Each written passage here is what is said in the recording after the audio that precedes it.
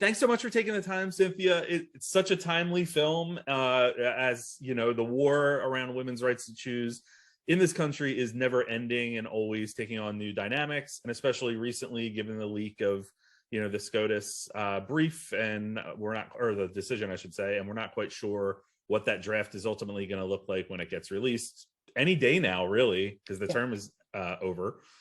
But man, what a topic. You approach this film from a very different angle than I'm used to seeing, and I think a lot of people will be used to seeing, taking us inside the pro-life movement. What made you decide to approach the topic from this angle? I think I felt really genuinely curious. I felt like in starting the film in Alabama, after Alabama was like the first state to pass this like total all-out abortion ban, I went down to Alabama. I filmed with several pro-choice advocates who you meet in the film. And at that point, I felt like I was like really kind of like in the weeds, and that I needed to like take a step back and really look at what are the political dynamics, what are the power dynamics that are making it possible for a minority of people to impose their will on the majority of Americans who support access to abortion. And so that was really where this approach came from, which was just like, I feel like I can't understand this without taking a step back and like getting that bird's eye view of just like, all right, like, let me understand the power dynamics here. Yeah, I'm totally with you. It's fascinating just hearing about those power dynamics, because that's sort of where I want to take the questioning here and just get your perspective on a lot of it, because there's a lot of different things at play. We really focus on politics and sort of the weaponization of religion in this as well. But the statistic, you just mentioned the minority of individuals here, and that's what's really wild to me. There's a conversation that happens where Mitch McConnell is at the Susan B. Anthony list, and there's a question I have about that. But then later on, they're talking about how they're moving closer to unshackling the democratic process and having states act on the will of their voters.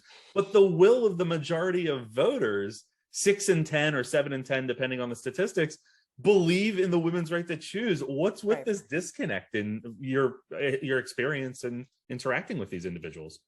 Right. Well, I think that, you know, saying that it's sort of like unshackling the democratic process is ironic at the minimum, because no, what we see happening is that there has been extensive gerrymandering and the extensive use of politicizing abortion to really generate a group of single issue voters. And what you see in the film is that the anti-abortion movement is really seeking to expand that single issue voter bloc who vote on anti-abortion legislation and anti-abortion policies, because it's just enough people to really make a difference in these areas. And particularly when that is going hand in hand with just this totally, you know, all out extensive gerrymandering effort that really undermines the democratic process rather than supporting the democratic process. What you have is the minority of people enacting anti-abortion legislation that impacts the majority of those who support abortion access. It's fascinating hearing that, because I feel like growing up, I was always taught to not be a one-issue voter. And of course, we all have the issues that are near and dear to us that we really want to focus on. But you speak to people here who say, you know, Donald Trump was their last choice and they didn't want him, but at the end of the day, that's who they had to support. It's very pragmatic. I think that's what's been so interesting. That was one of the very interesting things about exploring the political relationships between the anti-abortion movement and people in power, is again, just that very blatantly, baldly transactional relationship where there is a secretly recorded tape in the film between Donald Trump and leaders of the Christian right just before the 2016 election, where the Christian right is saying, you know, look, here's what we want. We want you to put in place conservative anti-abortion judges. We want you to enact anti-abortion policy. There's a lot of other things on the Christian right's agenda in that call, but basically they lay out what they want. Trump lays out, I'll do it. you have Stephen Bannon chiming in saying, your fate is in your own hands. Yeah. Get your folks, get your congregations to the polls, and we'll do what you want. And those people, including Marjorie Dannenfelser, who's the president of the SBA list, who's very honest. I didn't like him. Like they know he's not pro-choice. They know he's amoral. They know all this stuff, but they're like, look, he's going to do what we want him to do. Yeah. And it's a transactional relationship. We're not shy about that. And here we are. I think that's what struck me as well, is I've always assumed there were these transactional relationships and this, I don't want to say coordination, just in light of, everything that's going on in politics right now, but coordination with, Mitch McConnell speaking at that event and talking about his power and wielding his power to hold Justice Scalia's seat open and all of that. But did that take you aback at all about how kind of in lockstep they were with this transactional relationship? I think the scene where Mitch McConnell, and I have to say in the edit, that was like a 5-minute standing ovation that Mitch McConnell got at the Susan B. Anthony List fundraiser, where he says, I was able to exert my power and no one had to doubt it when I blocked the Merrick Garland confirmation. And, it's so smug and the people go wild, because I think that there's this thing going on, which is that you have a group of people who are driven by the things that have brought them to be anti-abortion. Yeah. Their beliefs, their church, their faith, their background, their community, for whatever reason. There's a group of people who are anti-abortion, and then you have a group of policymakers and Republican often policymakers who they want their votes. And it's not that like the Republican Party I think genuinely has strong anti-abortion, quote, pro-life views per se, but what they understand is that they have found this very, this perfect relationship. Yeah. And they have everything. I think from the Republican Party's perspective, they think they have everything to gain by this politicization of abortion, because for those anti-abortion voters, they say, look, we've done all this stuff for you, and it gets them off the hook for being accountable for states with the most anti-abortion policies having, the worst infrastructure, the worst public health, the worst public education. Their voters are not holding them accountable for those things, because they're saying, look, we've enacted this rabidly anti-abortion legislation, so please be happy with us. And it's largely driven, and correct me if I'm wrong, but it sounds like it's largely driven by religion. And Steve Bannon even indicates that when he says, as you referenced earlier, the evangelicals and the Catholics are the ones that are going to decide this election at this point. And I use the term weaponizing religion because I feel like that happens a lot when we're in politics. But did you find that it was always the religious undercurrent that was supporting, or I guess the foundation for these groups that you were embedding with? It was surprising in a lot of ways, because I think certainly there were a lot of people in the film that are driven from religious perspectives and who come at their anti-abortion perspective from a religious viewpoint. But we found Democratic people, atheist people, and the other thing that we saw is that the anti-abortion movement is working very hard to cultivate the next generation of single issue anti-abortion voters. So what they are doing is doing things like trying to position the anti-abortion movement as a social justice movement. So they're trying to appeal to young people who care about social justice issues, who are, looking for something to get involved in. They may not be Republican, they may not be Christian, but what the anti-abortion groups, and you see this particularly with Students for Life, is saying to them is like, you don't have to be a conservative, you don't have to be a Christian. I'm just asking you to be a single issue voter for abortion. And the kind of world that they build around that is contextualizing the anti-abortion movement within kind of misappropriated progressive left-leaning social justice movements. So you have the March for Life theme in 2020 when we filmed it, where Donald Trump was a speaker. The theme of that March for Life is pro-life is pro-woman, because they're seizing on the momentum of the Women's March. You have Students for Life seizing on the Black Lives Matter movement, holding Black Preborn Lives Matter rally campaigns in different cities across America. So you see them saying, oh, look, this is something that we can, these social justice zeitgeists in the United States are things that they are like, they're so kind of fluid about just taking that and absorbing it. And I think that's one real profound difference between the strategy of the pro-choice movement and the strategy of the anti-choice movement, is that there's no real equivalent for that for the pro-choice movement in what the appropriation of the left-leaning social justice framework. There's no sort of equivalent. That's a smart modernization of the message. It's quite interesting. I didn't even think about it from that perspective. You mentioned the Democratic individuals that you interact with, and one of them is Teresa in the film. Such an interesting inclusion as someone who identifies as Democrat, supports equality, civil rights, but is anti-abortion. I'm assuming, based on what you were just explaining, that she kind of falls into that group. That we usually have that us versus them dynamic when it comes to the pro-life movement and women's rights movement. We don't often think about the people in between, the overlap. What can you tell us about chatting with her? I think, as you so sort of succinctly stated, that there is this overlap where there are people who are anti-abortion who don't sort of like neatly fit into the Catholic or evangelical anti-abortion, and on the other side, there's Catholics for life.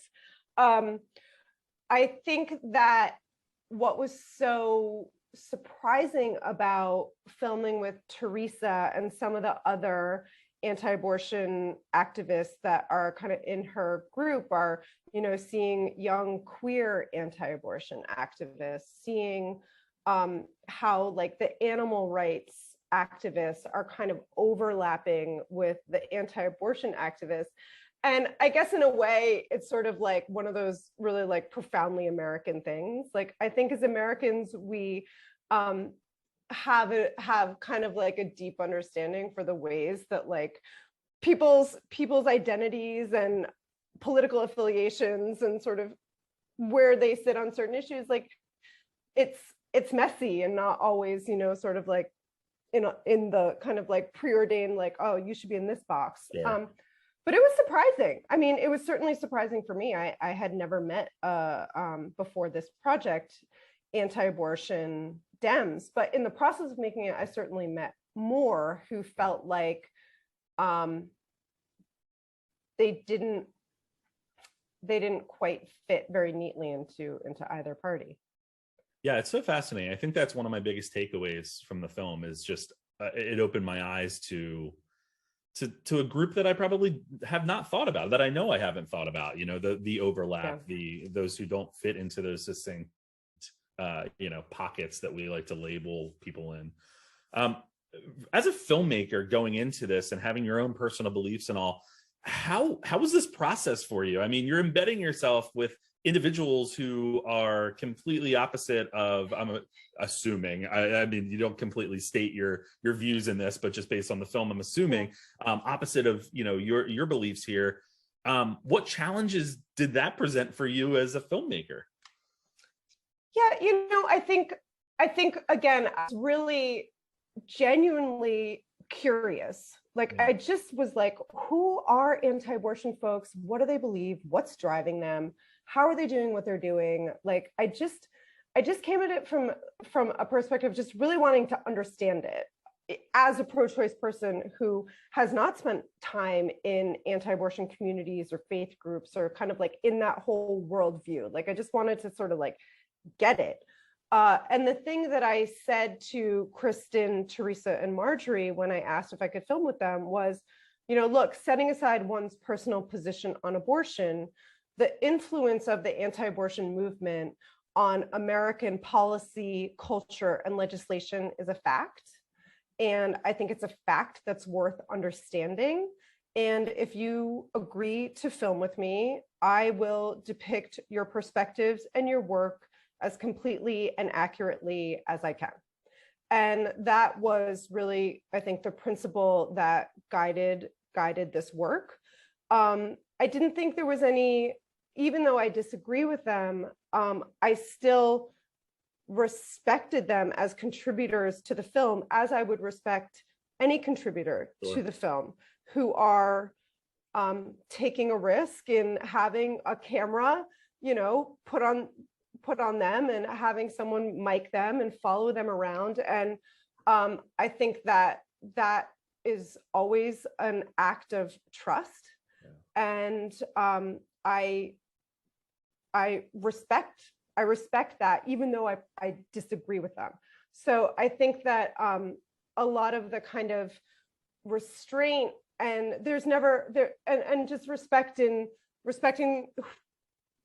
the way that they are presented. There's no aha moment, there's no caricaturing of them, because I think there's no reason to. Yeah. I think that in a way it would have diminished the work to try and caricature them or have this aha moment, because I think what audiences take away is that these are formidable people.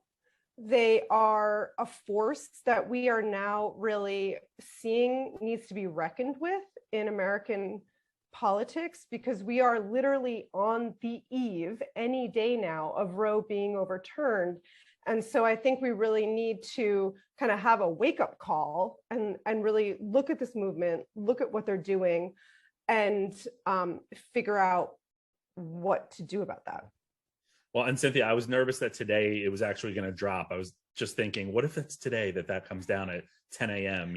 I'm a lawyer by trade, and constitutional law is one of my big loves. So I'm on SCOTUS blog all the time. Like, what's going on today? Where are we at? But on that note, what's interesting is, the fight's never over. And even should this decision come down, either completely wiping out Roe v. Wade or parts of Roe v. Wade, they even talk about it. You mentioned it in the film, or include it in the film, that it's shifting. The fight is shifting to the states, really, where they're already set up in Alabama to, as soon as things are struck down, they're going to then push, for the state legislatures to act and further restrict and eliminate the access. Where do you see things now? Even from filming, have you seen a major shift from what you experienced in the process of creating Battleground? Yes, certainly. I think that when we started this film, it would have been hard to imagine that the world the film would be coming out into is one in which Roe will probably be overturned any day now. 13 states have trigger laws that will go into effect immediately. 26 US states will likely ban abortion in short order. And that is a profound turning point in American history. And so having the film come out at this moment has been a powerful confluence of sort of the message meeting the moment. But something that I think has been kind of mind-boggling as we've been making this film, it's been more and more apparent. I think certainly by the time Amy Coney Barrett was confirmed, it was like, you know what, they're going to overturn Roe. It's coming. This is happening. And yet still a lot of people I talk to will say, oh, they're not going to overturn Roe. That's not going to happen. I'm like, no, it's happening. They're going to do it. And then the thing that a lot of people will say after that is, oh, well, we live in New York, we'll be okay. And my response to that is, we live in the United States of America. And if you think that every single American is not impacted by this, you're not paying attention. So I think that we as a nation need to respond collectively. Yes, we live in different states, and we're now facing this kind of crazy reality where people in different states will have profoundly different rights, health rights, bodily rights, rights to travel, rights to certain medication. But at the end of the day, this is something that all Americans should be deeply involved in and concerned about. Yeah, I couldn't agree more with that statement. It's really kind of mind-boggling that we're actually in this position. But also, like, as you mentioned, what a great time for this film to come out, because I think it's important to understand and learn about the quote unquote other side, or, you know, the opposite views that we have, because it only makes you stronger and you collectively in, you know, your decision making and your thought processes. So I just commend you for this film, because it's such a different approach, and I really enjoyed that. And I'm a big documentary fan, and I was thinking, oh, okay, here we go, let's dive into the issue once again. But I love that it was presented in such a different format, and a raw format. You can tell that it's not heavily edited. There's not a ton of switching around the storylines or trying to make sure that it's flowing like a more narrative film. It is what it is, and I really learned a lot about those individuals, and they are powerful forces. I think at the end of the day, they're, whether or not I agree with what they're saying, it's amazing to see how powerful and strong they are in their messaging and the tactics, quite honestly. It makes sense why this has been one of the, if not the top issue that we've dealt with over decades. Yeah. Wild. And we have many decades ahead. Yeah, and it just keeps shifting. The fight just keeps shifting. Cynthia, what's next for you? This is such a dynamic film. Are you sticking with the topic? Is there another topic that you're diving into?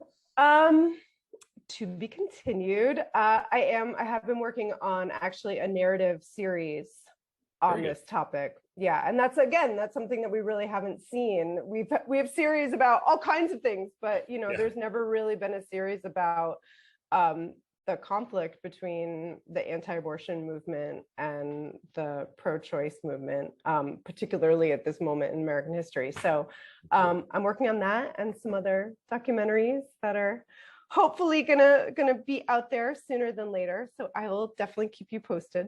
Excellent. Sounds great. Well, listen, congratulations on the film, and congratulations on Tribeca. Must have been a great experience for you.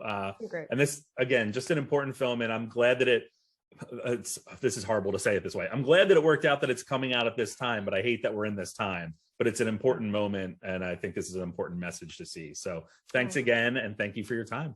Thank you so much, Joe. I really appreciate it. Absolutely.